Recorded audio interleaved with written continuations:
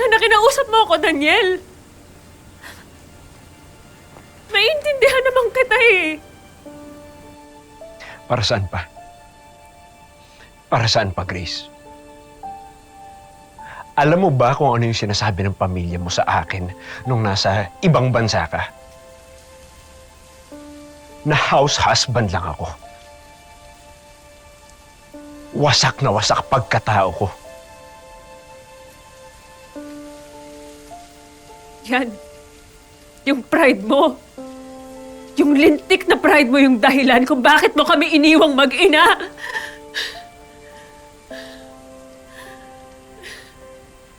Ngayon mamili ka. Si Selena o kaming mag-ina.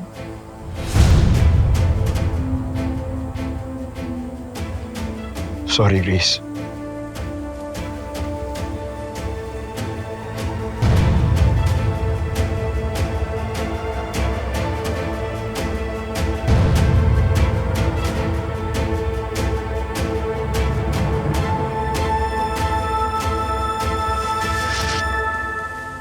Sana maging masaya kayo ng bago mong asawa.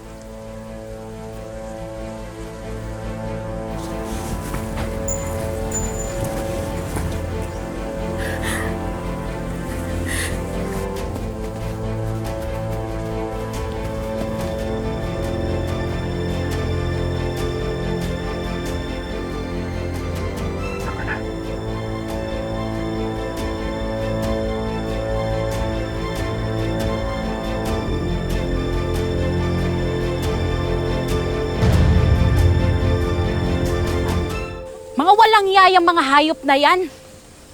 Buwisit sila. Pero huwag ka mag-alala, ate, ha?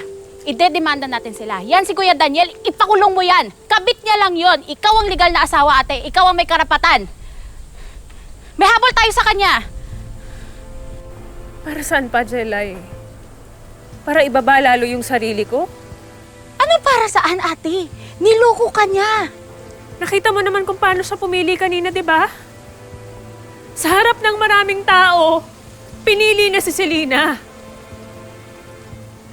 He made his choice. At hindi ko na kayang makasama pa yung lalaking yun. At ayoko na rin mag-aksaya pa ng panahon sa kanya.